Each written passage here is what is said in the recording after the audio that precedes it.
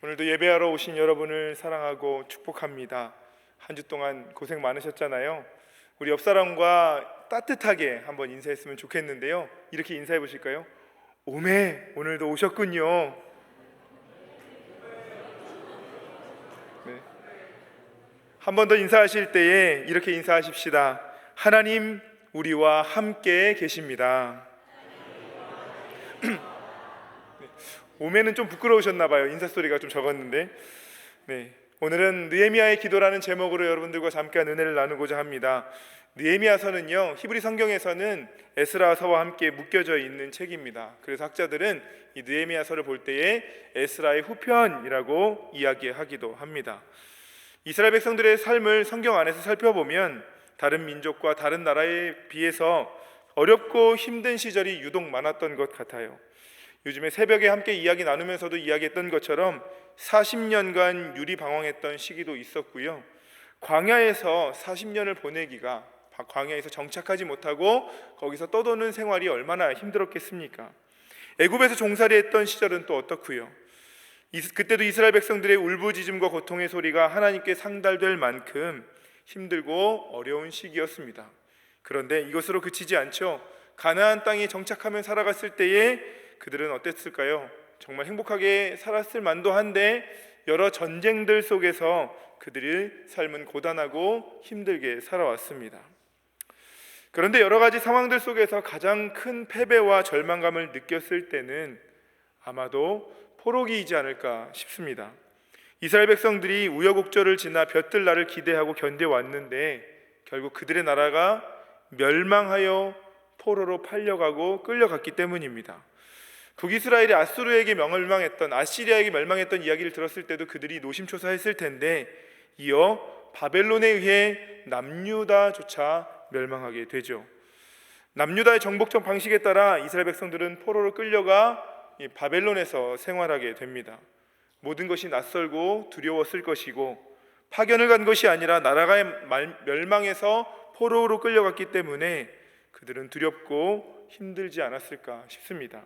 그래서 저는 개인적으로 이 포로기 시절이야말로 이스라엘 백성들에게 큰 절망과 패배감으로 살아갔던 시대가 포로기이지 않을까 싶습니다. 유리방황했던 시절, 그리고 종살이하던 때 가나안 땅에서 전쟁을 치르며 살아가더라도 그들의 공동체는 하나님을 신실하게 바라보는 공동체 안에서 함께 살아갔습니다. 그러나 바벨론은 어떻지요? 그렇지 않습니다. 그 땅은 이방 땅이었고 이방 땅에서 그리고 포로를 끌려간 삶이었고 모두가 뿔뿔이 흩어져 새로운 나라의 정책들과 우상을 섬기는 문화권에서 그들의 믿음을 지켜주거나 그들의 리더들, 인도자들, 제사장들 그리고 믿음을 지켜나갈 수 있는 울타리 따위는 없어 보이는 생활일 것입니다. 그러나 하나님께서는 이번에도 그 이스라엘 백성들을 그대로 두지 않으시죠. 신실하신 하나님은 예레미야의 예언을 통해 70년 뒤에 이 땅으로 돌아오겠다 말씀하십니다. 그리하여 돌아오는 이야기가 역사적으로 기록된 책이 에스라, 느헤미야서이죠. 폐허가 되었던 이스라엘의 예루살렘으로 돌아와서 그들은 삶의 자리를 새롭게 합니다. 성전을 재건축하고 성벽을 재건축하며 성경적으로는 율법을 낭독하고 예배를 절기를 지키려고 노력하였습니다. 오늘 우리가 읽은 본문은 그 중에 느헤미야의 이야기가 담겨져 있어요. 이 느헤미야의 이야기를 통해 우리 안에서도 다시 한번 마음을 세우고 결단하는 귀하고 복된 공동체의 시간이 되시기를 소망합니다. 첫 번째로는요, 듣는 마음을 가진 느헤미야를 볼 수 있습니다. 느헤미야 1장 1절은 현재 느헤미야가 살았던 시기와 위치를 정확하게 이야기해주고 있습니다. 1장 1절 말씀 보실까요? 하가랴의 아들 느헤미야의 말이라. 아닥사스다 왕 제20년 기슬루월에 내가 수산궁에 있는데, 바사의 아닥사스다 왕 20년이라는 것은 역사적으로 정확한 시간을 이야기해주고 있습니다. 그리고 이 일이 일어난 장소 수산궁이라고도 정확한 위치를 이야기해주고 있지요. 이 구절을 통해 우리는 느헤미야에 관해 몇 가지 추측할 수 있습니다. 첫 번째로는요, 느헤미야가 포로 생활이 있지만 왕궁에서 일을 하고 있었다라는 사실, 그리고 두 번째로는 왕궁에서 일하고 있을 만큼이라면 포로회가 아닌 어느 정도의 지위가 있었다라는 점, 그리고 마지막으로 그곳에서의 삶이 어느 정도 정착도 되고 적응도 되고 나름 평탄하게 삶을 살아가는 위치였다라는 것을 가늠케 해줍니다.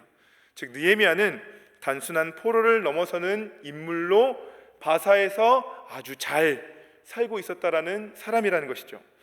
그런데 그때 느헤미야의 형제들 중에 하나인 하나니가 유다의 두 사람들과 함께 찾아옵니다. 그리고 느헤미야가 포로로 끌려오지 않고 남아있던 유다와 예루살렘의 형편을 묻고 듣습니다. 그 내용이 3절에 기록되어 있는데요. 그들이 내게 이르되 사로잡힘을 면하고 남아있는 자들이 그 지방 거기에서 큰 환난을 당하고 능욕을 받으며 예루살렘 성은 허물어지고 성문들은 불탔다 하는 이야기를 듣게 됩니다.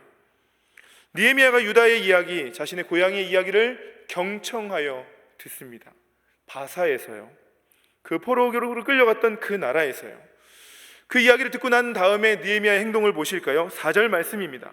내가 이 말을 듣고 앉아서 울고 수일 동안 슬퍼하며 하늘의 하나님 앞에 금식하며 기도했다라고 성경은 이야기합니다. 그 말을 듣고 앉아서 수일 동안 슬퍼했습니다. 그리고 하늘의 하나님께 금식했습니다. 여러분, 지금 느헤미야는 포로를 끌려온 지 얼마 안 되어 떠나온 고향이 눈앞에 밟혀 슬퍼하는 상황이 아닙니다.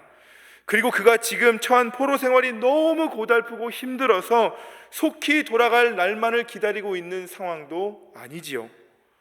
이미 새로운 나라에 정착했고 그 나라 문화도 적응하여서 궁에서 어느 정도의 지위를 갖고 있었습니다.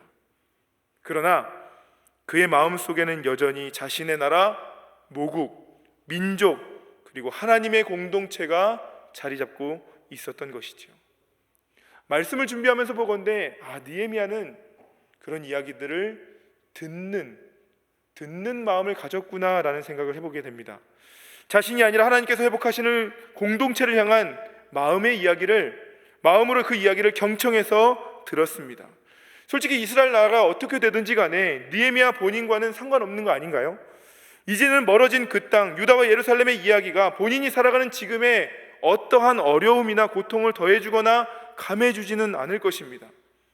그러나 느헤미야는 그곳의 이야기를 마음 담아 듣고 귀를 열어 듣고 그리고 행동하고 움직입니다.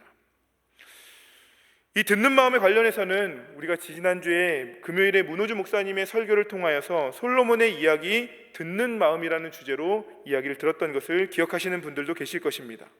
솔로몬 왕이 1000번째 이후에 하나님께서 꿈에 나타나셔서 솔로몬에게 이야기하십니다. 내가 너에게 무엇을 줄까? 너는 구하라. 그때의 솔로몬 왕은 정말 멋진 결단을 내립니다. 열왕기상 3장 9절인데요. 누가 주의 이 많은 백성을 재판할 수 있사오리까? 무엇을 달라고 얘기합니까? 듣는 마음을 종에게 주사 주의 백성을 재판하여 선악을 분별하게 하옵소서. 어떠한 재정이나 돈이나 권력이나 힘이나 명예를 구하지 않고 듣는 마음을 구합니다. 그 마음을 구한 거에 이어 하나님께서는 이에 오직 송사를 듣고 분별하는 지혜를 구하였다라고 칭찬하시죠. 그리고 이 3장 9절에 이 이야기가 역대기에도 기록되어 있는데요. 역대기 사가는 듣는 마음이라고 하는 이 부분을 지혜와 지식을 주사라고 기록하고 있습니다. 포로로 끌려왔다가 다시 돌아온 이스라엘 백성들에게 역사를 가리키기 위해 기록했던 역대기의 사가의 관점은 듣는 마음은 곧 지혜와 지식이었던 것이죠. 하나님 보시기에도 이 듣는 마음은 곧 지혜였습니다. 그래서 이 듣는 마음으로 큰 문제를 해결하게 되는데요. 열왕기상 3장 9절 이후에 있는 사건이 바로 솔로몬의 재판입니다. 여러분, 우리가 너무나도 잘 알기에 이것은 법적인 용어로도 명쾌한 해석, 명쾌한 판결을 갖고 솔로몬의 판결이라는 법적인 용어도 생기게 되는 것이지요. 두 엄마와 한 아이의 사이에 솔로몬은 멋진 판결을 내리게 됩니다. 그리고 진짜 엄마를 찾아 그 아이를 안겨주게 되지요. 근데 여러분, 그 솔로몬의 재판에 등장한 이 두 여인, 그 여인의 직업이 무엇인 줄 아십니까? 바로 창기입니다. 어느 왕이 창기의 이야기를 귀담아 듣습니까? 그 당시 그저 무시하거나 왕이 있는 재판에 이르지 않아도 될 법한 대상이 창기 아닌가요? 귀담아 듣고 마음을 쏟아 나라를 다스리고 백성을 섬겼던 왕이 바로, 창기의 얘기까지 들었던 왕이 바로 솔로몬이었습니다. 이것이 이스라엘 공동체에게 지혜였으며, 그렇게 듣는 마음을 가진 자에게 하나님께서 허락하신 것이 곧 지혜와 지식인 것이죠. 오늘 느헤미야도 마찬가지입니다. 느헤미야에게도 이런 듣는 마음을 가지고 있습니다. 그냥 나와 상관없다고 여겨도 지나치어도 될 만한 말을 귀담아 듣습니다. 그리고 기도하며 듣는 것을 멈추지 않고 해결하려고 움직입니다. 어떻게 해요? 바로 하나님께 나아갑니다. 하늘의 하나님 앞에 금식하며 기도합니다. 느헤미야는 그 본국의 이야기를 경청해서 들을 뿐만 아니라 그 듣는 마음을 품고 이것을 해결하기 위해 하나님께로 나아가 기도를 선택합니다. 하나님을 향해 부르짖습니다. 그리고 이스라엘 민족의 아픔을 내 아픔처럼 마음에 품고 기도합니다. 그리고 그 기도는 하나님께 자신이 어떻게 해야 할지를 묻는 지혜를 위한 기도였을 것입니다. 사랑하는 성도 여러분, 우리도 이런 듣는 마음을 가져야 할 줄로 믿습니다. 느헤미야는 유다에서 온 사람의 이야기를 귀담아 듣습니다. 그리고 그 마음을 온전히 하나님 앞으로 나아가서 쏟아냅니다. 우리도 하나님께 듣는 마음을 가지고 경청할 수 있는 지혜로 나가기를 소망합니다. 그리고 우리 공동체의 이야기, 우리 지체들의 이야기도 귀담아 들을 수 있는 그 듣는 마음을 가지고 경청할 수 있는 우리가 되기를 소망합니다. 때로는 하나님 앞으로 나아가 금식과 기도도 결단하기도 소망하고요. 그렇게 될 때 우리를 지혜로 인도하시며 하나님께서 우리의 삶을 인도해 주실 줄로 믿습니다. 두 번째로는요, 말씀을 따라가는 느헤미야를 볼 수 있습니다. 그는 지금 수산궁에서 일하는 나름의 고위직에 있던 사람이거든요. 이 말은 그가 나라의 공무원으로서 그 나라의 문화와 법, 그리고 정치와 경제에 완벽하게 그 나라에 맞춰서 녹아져 있던 사람임을 의미합니다. 그는 포로 가운데 태어났고 자라났던 사람입니다. 그러나 그는 그 안에서도 이방 종교를 받아들이지 않고 하나님을 향한 신앙을 버리지 않고 지켜왔을 것입니다. 그 이유는 폐허가 되어버린 예루살렘의 이야기를 듣자마자 바로 하나님께 나와 금식하며 기도한 것을 보면 알 수 있습니다. 그것이야말로 그의 믿음을 얼마나 뿌리 깊이 잘 지켜왔으며 하나님 앞에 서 있는지 알 수 있습니다. 그러면서 기록되어 있는 그 기도의 내용들을 한번 들어보실까요? 5절 말씀입니다. 이르되 하늘의 하나님 여호와 크고 두려우신 하나님이여, 주를 사랑하고 주의 계명을 지키는 자에게 언약을 지키시며 긍휼을 베푸시는 주여 간구하나이다. 여러분, 이게 지금 율법을 막 받은 이스라엘 백성들의 고백이 아닙니다. 지금 포로 생활하며 살아가고 있는 느헤미야는 하나님이 어떤 분이신지 정확하게 알고 있습니다. 그리고 그의 기도 가운데 하나님께서 어떻게 하셔야 그 기도를 기뻐하시는지, 그리고 그들의 상태를 말씀으로 정확하게 분간할 수 있었던 사람이 느헤미야입니다. 이스라엘 자손이 하나님께 말씀을 따라가지 못한 것에 대한 회개와 부르짖음 또한 동시에 보이고 있거든요. 7절 말씀 보실까요? 주를 향하여 크게 악을 행하여 주께서 주의 종 모세에게 명령하신 계명과 율례와 규례를 지키지 않았습니다 라고 분명하게 자기의 위치와 자신들의 처한 상황을 하나님의 말씀을 들어 고백하고 있습니다. 여러분, 이스라엘 백성들이 멸망하던 시대는요, 하나님의 계명, 율법조차, 규례조차 지키지 않았던 백성들이 바로 이스라엘 백성들입니다. 더 나아가 그들은 요시야 왕 때야말로 성전에서 여호와 율법책을 발견하면서 그제서야 사반을 통해 읽게 하였거든요. 거기에 말씀 나 있는 율법책이라 함은 히브리어로 세페르 하토라라고 써 있는데, 그 토라의 두루마리, 그 율법의 두루마리, 그들이 지키고 따라가야 할 그 말씀을 그제서야 찾고 읽게 한 것입니다. 그 전까지 아무도 율법책을 찾고 제대로 읽지 않았을 것이고, 또한 그대로 따라서 행하지도 않았을 것이고, 기억조차 못했을 것입니다. 찾아서야 그때 발견하고 읽었었던 것이죠. 그러나 느헤미야는 오히려 바사 지역에 살고 있다 하더라도 하나님께서 정확하게 무엇을 원하시는지, 말씀에 어떤 것이 원하시는지 알고 있었습니다. 느헤미야는 주의 계명을 지키는 자에게는 언약을 지키시고 긍휼을 베푸시는 주님이심을 분명하게 알고 있었던 것이죠. 우리가 좀 전에 읽었던 5절과 7절 말씀 여러분 어디서 많이 본 것 같지 않으세요? 새벽 예배 때마다 만나고 있는 신명기 말씀을 통해서 만나고 있는, 이제 그들이 가나안 땅에 들어가면 하나님의 말씀을 지켜 행하면 너에게 복을 주시고 하나님을 떠나면 진멸할 거야. 지금 가나안 땅에 들어가기 전에 두 번째 율법을 주시면서 계속해서 강조하고 있는 이 말씀. 그런데 느헤미야는 포로 생활 가운데 그들의 나라와 문화권이 그렇게 하나님을 찾지 않는 문화권이라 하더라도 그 율법의 내용을 잘 알고 따라가고 있습니다.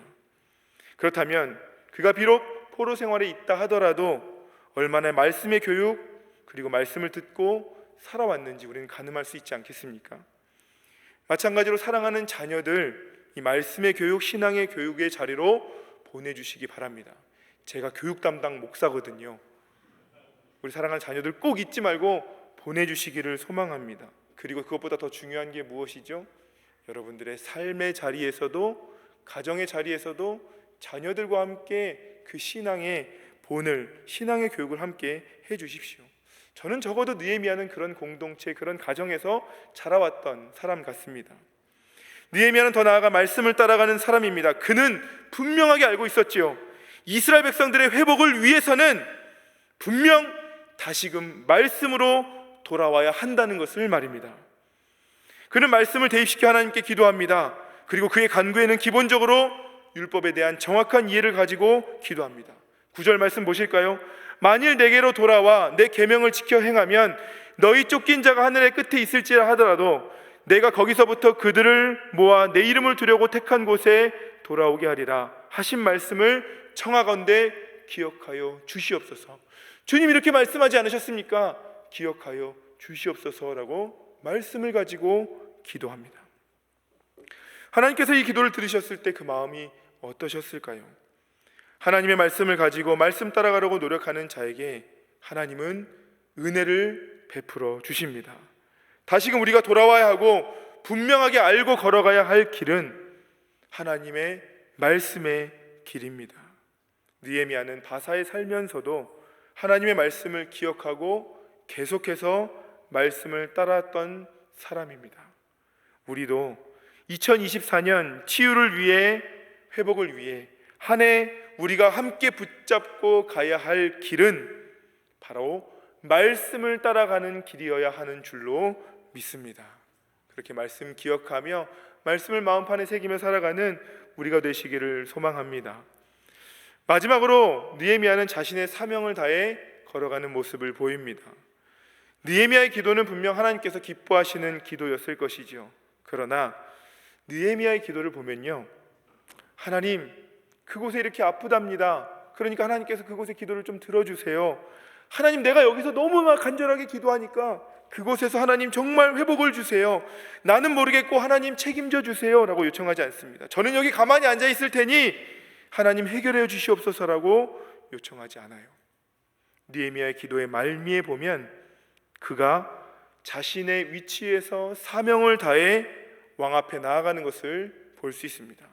우리 11절 말씀 같이 한번 읽어보실까요?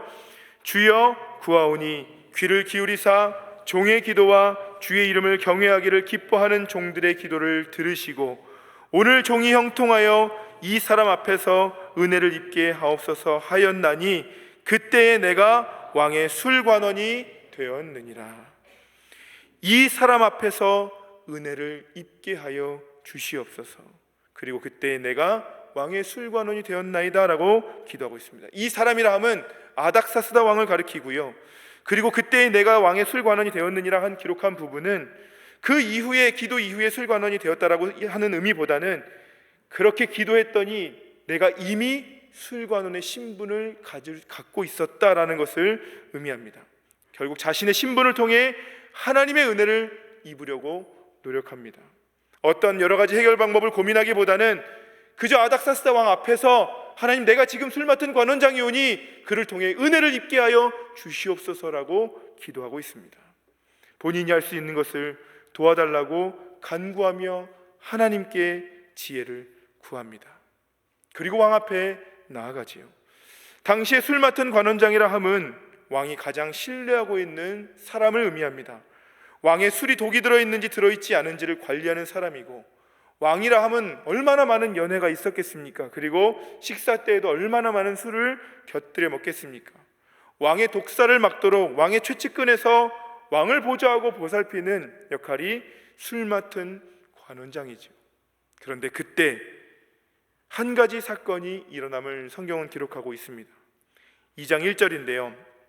아닥사스다 왕 제20년 니산월에 왕 앞에 포도주가 있기로 내가 그 포도주를 왕에게 드렸는데 이전에는 내가 왕 앞에 수심이 없더니, 그러면서 이제 왕이 이야기합니다. 너 얼굴에 왜 수심이 있느냐?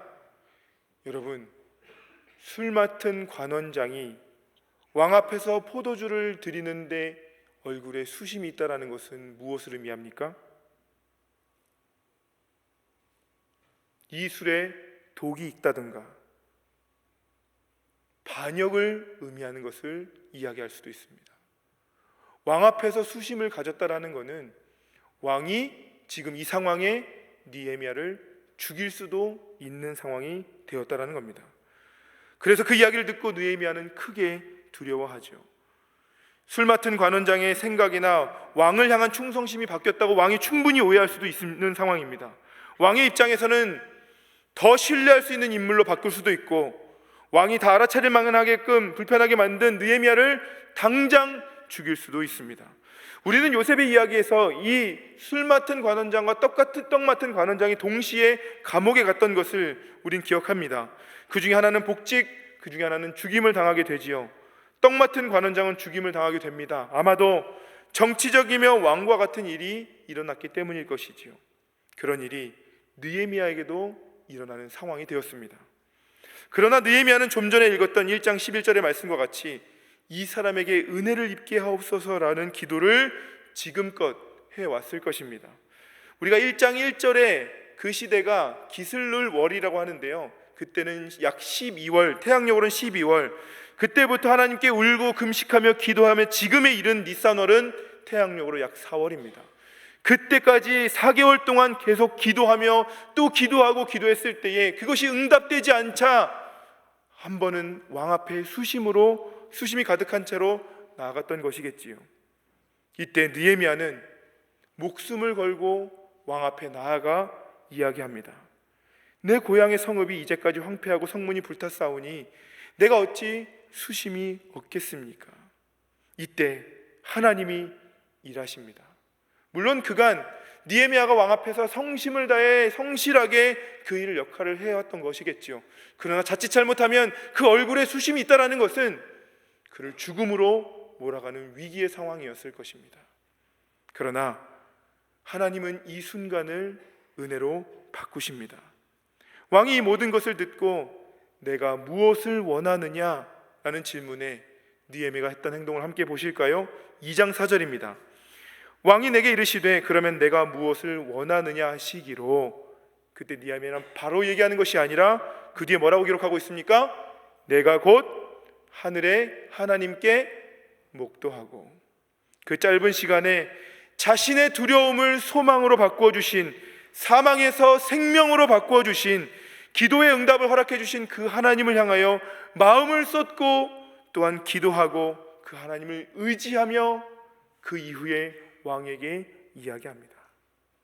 그 결과 그는 유대의 총독으로 가서 성벽을 재건하는 일에 마음을 쏟을 수 있었습니다. 사랑하는 성도 여러분, 자신의 사명을 다하기 위해 자신의 편안과 안위에 안주하지 않고 끝까지 기도하며 회복되고 치유된 예루살렘을 기다리기 위해 자신의 사명 다해 기도했던 사람이 느헤미야였습니다. 우리도 하나님 주신 사명이 있습니다. 그 사명 다하기까지 기도하며 기다리고 간구할 수 있기를 소망합니다. 하나님께서 우리의 사명을 다하여 길을 열어주시고 그 길을 끝까지 걸어갈 때까지 함께 해주시며 인도해 주실 줄로 믿습니다. 2024년 우리 교회 한 해의 표어는 주여 치유하게 하소서입니다. 치유라는 것은 우리에게 그저 상처를 밴드로 덮는 것이 아니라 새살이 돋아 새롭게 깨끗해진 회복을 의미합니다. 무너지고 폐허된 예루살렘 성벽을 느헤미야를 통하여 회복하셨고 치유하셨고 그 일에 느헤미야를 사용하셨습니다. 우리의 삶의 자리에서도 이런 치유를 경험하기 위해서는 느헤미야처럼 첫 번째로는 듣는 마음이 있어야 할 것입니다. 하나님의 말씀, 하나님의 음성을, 그리고 우리 공동체의 아픔과 고통을 듣고 마음에 품어서 함께 기도할 수 있는 공동체가 되기를 소망합니다. 그리고 우리가 바사와 같은 세상에 발을 딛고 살다 하더라도 하나님의 말씀을 마음판에 새겨 그 말씀을 잘 따라가는 공동체가 되기를 소망합니다. 더 나아가 편안하고 안정적인 세상에 머무르고 안주한 것이 아닌 하나님께서 치유하시고 회복하시기를 이루시기까지 사명을 다하여 끝까지 그 사명을 쫓아갈 수 있는 저와 여러분이 되시기를 소망합니다. 하나님은 느헤미야의 결단과 기도, 사명을 사용하셔서 회복을 주시고 성벽이 재건되어 예루살렘이 치유되어 나갔던 것처럼 우리의 결단과 기도, 사명을 사용하셔서 우리 공동체, 우리 가정이 굳건하게 치유와 회복 가운데 세워가게 될 줄로 믿습니다. 그렇게 우리가 함께 걸음을 걸어갈 수 있는 저와 여러분의 삶이 되시기를 주님의 이름으로 부탁을 드립니다. 우리 시간 함께 주신 말씀 기억하며 함께 기도하며 나아갔으면 좋겠습니다. 하나님, 우리가 듣는 마음으로 마음을 다해 듣고 또한 말씀으로 나아가며 그 사명의 끝까지 충성되어 나갈 수 있는 우리 공동체가 되도록, 그런 공동체에게 회복과 치유를 명해달라고 우리 시간 함께 기도하며 나아가실까요? 기도하시겠습니다. 하나님, 감사합니다. 오늘 말씀 통해 다시 한번 우리가 듣는 마음으로 하나님께 나아가길 원합니다. 그리고 그 말씀을 듣고 행하며 우리에게 주신 사명 끝까지 충성되이 여겨 나아가는 우리 공동체 되도록 주님께서 인도하여 주시옵소서. 하나님, 느헤미야를 통해 성벽이 재건되어지고 그를 사용하셨던 것처럼 우리도 하나님께 사용되어져 우리 공동체의 치유와 회복 가운데 쓰임받는 우리 모두가 되도록 성령께서 이끄시고 인도하여 주시옵소서. 아버지 하나님, 우리의 삶에 치유와 회복을 명하여 주시옵소서. 우리에게 회복을 명하실 주님, 느헤미야가 회복의 모든 초점을 두고 마음을 다해 듣고 또 말씀으로 나아가며 그 소명의 끝까지 충성되게 나갔던 것처럼 우리 공동체도 하나님께 그리고 서로 간에 듣는 마음으로 듣게 하시고 마음을 품게 하시고 회복을 주시는 하나님의 말씀 따라가는 공동체가 될 수 있도록 인도하여 주시옵소서. 더 나아가 우리에게 주신 소명, 치유와 회복을 이루기까지 끝까지 한 마음으로 기도하게 하시고 사명 감당하도록 역사하여 주시옵소서. 그리하여 그 모든 것을 하나님께서 이루시고 이끌어 주셨던 것처럼 우리의 삶도 이끌어 주시고 인도하여 주시어 우리의 성벽이 재건되고 예루살렘의 성이 견고해듯이 우리 공동체가 말씀으로 회복되어지고 재건되어지는 공동체가 되도록 역사하여 주시옵소서. 함께 하심을 감사드리며 살아계신 우리 구주 예수 그리스도 이름으로 기도드리옵나이다. 아멘.